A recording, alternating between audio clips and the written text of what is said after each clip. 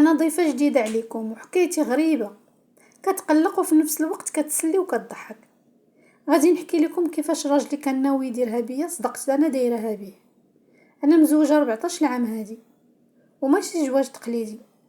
راجلي اختارني عن طيب خاطر، تعرفنا وعجبنا بعضياتنا واتفقنا على الزواج بحال اي كوبل عصري.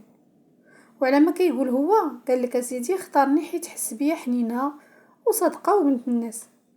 اما انا بحال اي بنت، حكمت عليه من ايام التعارف، كان ظريف ومؤدب وسخي، وكتر من هاد الشي كله باغي المعقول وما باغيش يتفلى. هاد الشي اللي كان باين، اما المخبي ربي عالم بيه. العام الاول ديال الزواج كان من الدار للخدمه ومن الخدمه للدار، حتى القهوه مع صحابو غير مره ولا في الويكاند. كنا خارجين بجوج داخلين بزوج، وحتى ملي كنا كنكونوا في الزنقه عمرو ما كيهز عينيه في شي بنت او كيتبعها بعينيه كيف ما اغلبيه الرجال. كنت كنثق فيه ثقه عمياء، واخر حاجه تصدق عليه هي انه يشوف شي وحده اخرى من غيري. فات العام الاول وبدا التعطال في الزنقه، ولا السيد غير هز التليفون بالسوايع. قبل كان تليفونه ديما محطوط، ما كانش اصلا مسوق ليه. بشويه ولا غير خاشي حداه، ملي بغى يكملها رجع دار ليه البصمه باش حتى واحد ما يعرف شنو فيه. المهم البنات هادشي كله، وقلت صافي ماشي مشكل، كلشي رجال كيتعطلوا وكلهم ما كيبغيوش اللي يقلب لهم التليفون، وكيف ما انا ما كنبغيش اللي يقلب ليا تليفوني حتى هو عنده الحق يسدو. واخا توسوست واحد شويه، عاودت قلت ما كاينلاش نخلق المشاكل من والو. انا غير ربت بيت، والوقت اغلبه تندوزو غير في الدار، الاكثريه بعد ما تزاد عندنا ولدي الاول. مع الشقه والتربيه صغيره ما كنساليش نخرج، حتى دار ولدي 3 سنين وليت كندير لاكريش، وحتى الصحابات القدام تقطعت علاقتي بهم. رجعت كنتلاقى غير مع العيالات اللي ولادهم مع ولدي في المدرسه. المهم رجعت سد عليا وصافي. المهم تعرفت غير مع بعض الامهات اللي كنتلاقى معهم في المدرسه ديال ولدي، باش نكسر الروتين ونعوض الاحساس بالوحدانيه، خصوصا ملي رجع راجلي كيجي معطل كل نهار. وحتى عائلتي ماشي معايا في نفس المدينه، هما ساكنين خارج على المدينه شويه. من بين دوك العائلات اللي تعرفت عليهم كانت واحد السيده مطلقه، كانت باقا شابه وفيها حقها ديال الجمال. ومن بين الميزات اللي فيها كانت ضحوكيه ومرحه رغم الكم ديال المشاكل اللي كانوا عندها. كانت بيضه بزاف وعندها واحد الفورمه انثويه تقد تلفت النظر لاي راجل. كنت كنفضلها حيت ما كانش كتبان محساده وحقوده ومتكبره. صافي تعرفت عليها وبديت كنمشي عندها، وحتى هي كتجي عندي مره ولكن ملي ما كيكونش راجلي. ملي كنتلاقاو كتبقى تعاود ليا قصتها مع راجلها اللي طلقت منه، والمعاناه اللي دوزتها، كيفاش كافحت حتى تعلمت تصنعها وقدرت تهز وليداتها بجوج بلا ما يعاونها فيهم حتى واحد. كانت ديما كتقول لي ما تبقايش تايقه في الوقت، سيري لشي جمعيه تعلمي لك شي صنعه باش واحد النهار تلقاي باش تكوني مع راسك. راه الرجال ما فيهمش ثقه. هي عمرها عرفت شكون راجلي وعمرها جات عندي ولقاتو، حتى لواحد النهار فاش مشى يجيب الولد من المدرسه. ديك الساعه شافتو، والنهار الاخر ملي تلاقيتها قالت لي واش راجلك هذاك اللي جا دا ولدك البارح من المدرسه؟ قلت لها زادت كتضحك حيت هي اصلا طبعها عفويه بزاف واللي في قلبها على فمها. بقات كتعاود تقول لي واش بصح راجلك؟ قلت لها والله لا راجلي، علاش ما صدقتينيش؟ قالت لي ايوا العجب اختي، بغيت نقول لك شي حاجه وما قدرتش. قلت لها غير قولي والله ما تخافي. قالت لي ايوا تبقى بيناتنا عافاك. قلت لها والله لا عليك الامان غير دوي، راه حنا مشاركين الطعام. قالت لي ايوا اختي راه راجلك عيني زايغين، انا شرجمي على الشارع كنشوف شنو كيدير، ديما كيبقى يحنزز في البنات. ونزيدك واحد الحاجه ما كنتش بغيت نقولها لك كاع، راه واحد النهار تبعني حتى للدوره ديال زنقتنا وبقى كيقنقم ما نعرف شنو بغا، واخا انا عارفه شنو باغي. ايوا اختي الله يعاونك معاه وصافي. انا اختي غير كنصحك فيقي وعرفي معاه من عايشه. ايوا بقوت ما صدقتهاش، انا بقيت غير كنضحك كنقول اويلي واش الراجل كاع هكا. انا ما جايبه اخبار، هادشي اللي كيدير قريب من الدار، اما ملي كيبعد يعلم الله شنو كاين. سولتني ياك ما تقلقت منها؟ قلت لها لا والله ما تقلقتش، بالعكس راه خاصني نشكرك على هاد المعلومات اللي وصلتي ليا.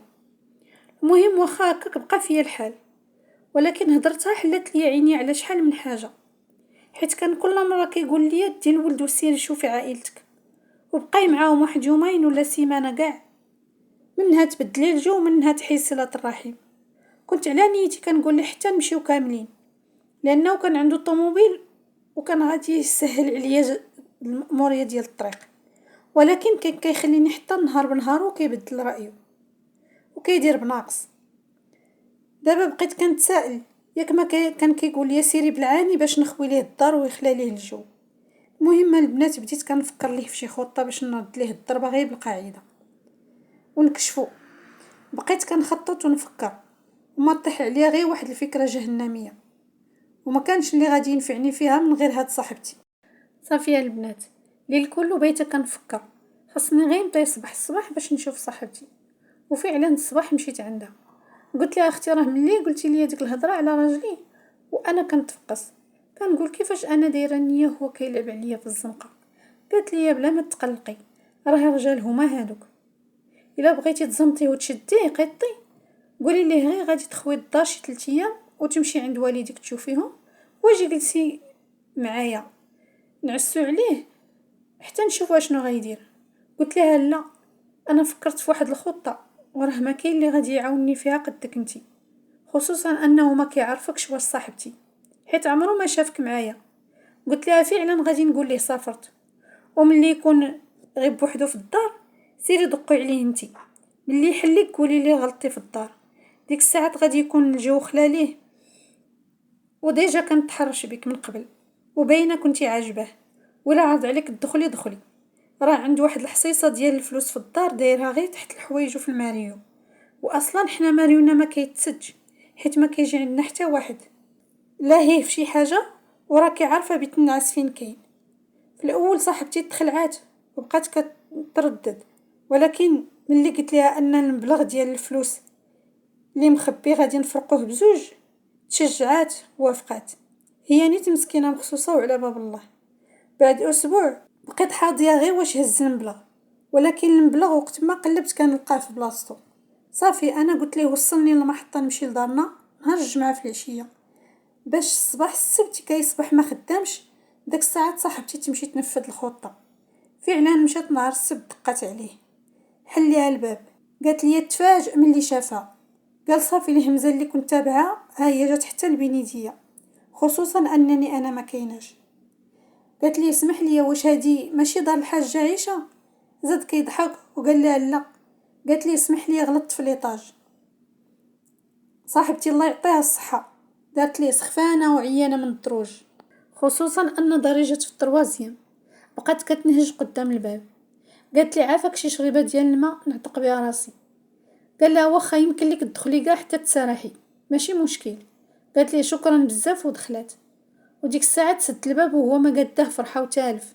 جاب ليها تشرب وقال لها تشربي قهوه؟ قالت لي لا، الا عندك شي ليمون؟ قال لها لا ما كاينش غير صبري راه الحانوت غير لتحت. واش واخا تشربيه ديال البواطه؟ قالت لي ماشي مشكل، المهم الراجل كيجري ويجاري كلشي الظروف مواتيه ليه، والهمزه اللي تبعها واحد النهار جات حتى لعندو كيشوف هاد الفرصه يمكن عمرها تكرر ليه مره اخرى. اللهم يضرب الحديد ما حد سخون. الوقت اللي هبط راجل يجيب العصير دارت صاحبتي لبيت الناس، خدات الفلوس كيف ما وريتها انا وبتلفها، شي داتو في السوتيان شي داتو في السليب، ورجعت جلست في بلاصتها. طلع السيد هو وعصيرو خواه ليها في الكاس وبقى كيطرح عليها في الاسئله، واش هاد الحاجه اللي جيتي تقلبي عليها من عائلتك؟ قال لي هذاك النهار شفتك وعجبتيني ولكن كنتي مزروبه. يوا بقات كتجاوبوا الجواب اللي مسلكها هي. شويه ناضت بغات تخرج، قالت ليه شكرا بزاف. قال لها مالك زربانه؟ مازال كاع ما تعرفنا، بغيت نعرفك اكثر، قلتي نوجد لغدا تغداي معايا. المهم نقز لحداها وبدا كيرمي يديه عليها. داك الساعه حصلات ما كان عندها ما دير ولا باش تجاوبو. فكرت انني قلت ليه ما جايه حتى نهار الحد في العشيه. فكرت مزيان وقالت ليه نهار الحد غادي نجي نتغدى معك صافي. قال لها كلمه ديال الرجال؟ قالت ليه كلمه ديال الرجال، وبقات كتضحك. المهم قدرت تسلك راسها وتفلت بالفلوس اللي هزات. هاد الفلوس من شحال هادي هو حطهم في البلاكار، ناوي يبيع الطوموبيل ويزيدهم على الفلوس باش باع وياخد طوموبيل جديده، والقدر ديالهم 3 ديال المليون و40 الف ريال. قليل فاش كيقلبوهم، حيت انا داير فيا الثقه. اما البراني حتى حد ما عارف كاع واش عندنا حنا داك المبلغ في الدار. غير المهم انا فاش كنت خارجه مسافره قلت لي غير عطيني واحد 500 درهم ناخذ لمي شي بيجامه والاب ديالي شي فوقيه، حيت شحال هادي ما مشيتش لعندهم، شحال هادي ما مشيتش عندهم وما بغيتش ندخل بيديا خاويين. بغيتو ديك الساعه تيجبد الفلوس ويتيقن انني ملي سافرت كانوا الفلوس تماك، وملي ما يلقاهمش ما يقولش لي انا اللي سرقتهم ليه. صافي نهار الحد بحق بقى كيتسنى صاحبتي ترجع عنده وتغدى معاه. دارت لي اكبر شمس العشيه. في العشيه جات تلقى لي انا في المحطه. قلت لي كي دوزتي الويكاند بلا بينا؟ قال لي عادي غير روتين وصافي. حتى انا مطوره مزيان، غير دخلت للدار خويت الصاك ودخلت البيت نعس، درت راسي كنجبد الماريو باش نطوي قدامه. قلت لي هاد البلاكار كله مرون، خاص نعاود نطويه. بديت كنطيح الحوايج وبديت بحوايجه هما الاولين. غير هبطت الحوايج وانا نقول ليه شفت الفلوس اللي كانوا هنا ما كاينينش، واش هزيتيهم؟ قال لي لا. قلت له راه ما كاينينش، كان ناعس فوق الناموسيه نقز من بلاصتو. اش كتقولي؟ قلت ليه ايوا قلب بيدك. ناض كيدي يديه ويجيبها فوق ليطاجير، طير الحوايج كاملين، بدا كيهز ويسوس ويسيب. صافي القضيه تشبكات عنده البنات. عرفتو كان على يقين انني ملي مشيت كانوا في بلاصتهم، وملي رجعت كان هو حاضر. ملي دخلت البيت نعس باش نطوي البلاكار. صافي وقف جامد واحد الوقت بحال الا غيب، يمكن دور السين تاع اللور وتفكر بانه دخل الغاشي للدار وخلاه وخرج يجيب العصير بقوه الخفه والكرم اللي فيه. سولته واش جاو عندك شي ضيافين ولا شي صحابك؟ قال لي لا ما جا عندي حتى واحد، وزيدوا نخليني نتفكر يمكن هزيتهم البارح. قلت ليه واش دوك الفلوس كاملين وما عقلتيش واش هزيتيهم؟ وانت غير نهار الجمعة عطيتيني منهم 500 درهم. شويه هو يقلب الفيلم كامل. قال لي نسيت، راه جا راجل اختي بغا باش يسجل ويحفظ الدار اللي شرا وعطيتهم ليه على ما يتنفس وردهم ليا. صافي غير جمعي دوك الشراوط، رجعي دوك الشراوط لبلاصتهم وجمعي عليا هاد الروينه. انا قبل ما نوصل للبنات عيطت لصاحبتي قلت لها واش المهمه تمت؟ قالت لي تمت بنجاح.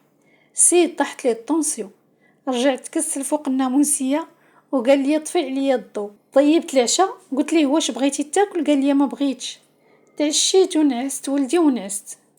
والله العظيم الا نعست حداه بيت كيتنخض، ما نعس ما شافو. كل مره كيقفز من بلاصتو بحال الا خرج عليه سبع. نعست حداه وبقيت كنفكر كيفاش الانسان كتكوني معاه غينيه وكلك صدق ووفاء وما يخليكش، كيفاش غادي تعيشي مع بنادم وهو كيطعنك مورا ظهرك. كنت نيه وكنفكر غير نعيش، وحتى دوك الفلوس شحال هما محطوطين عمرني ما هزيت منهم حتى درهم. ولكن دابا ملي عرفتو دخل صاحبتي في غيابي والله ما ندمت علاش رزيتو فيهم. لا غد تلاقيت انا وصاحبتي وفرقنا الفليسات وضحكنا وقشبنا وقصرنا مع بعضياتنا. داز واحد الشهر البنات تلقاتو صاحبتي في الطريق بالصدفه، ووقفها وبقى كيهدد فيها، ولكن تبارك الله عليها ضربتها ليه بنكره. قالت لي فين عمرني شفتك ولا تلاقيتك، ولا باقي تعرضتي ليا غادي ندير بك شكايه عند البوليس. صافي السيد سمع القضيه غادا تكبر عليه ونسيق انا الخبار، كمدها القلب وسكت. ووقت ما نقول ليه واش رجع لك راجل اختك الفلوس ولا مازال، كيقول لي داكشي بيني وبينه ما كاين لاش تدخلي فيه انتي، الفلوس ما ديالكش اصلا باش تهضري عليهم. خلاصه الحكايه البنات اللي حفر شي حفره كيطيح فيها، والنيه وقلت النيه ما كيتلاقاوش. وهذه هي حكايتي اليوم انا وراجلي وصاحبتي. كنتمنى نكون خفيفه على قلوبكم.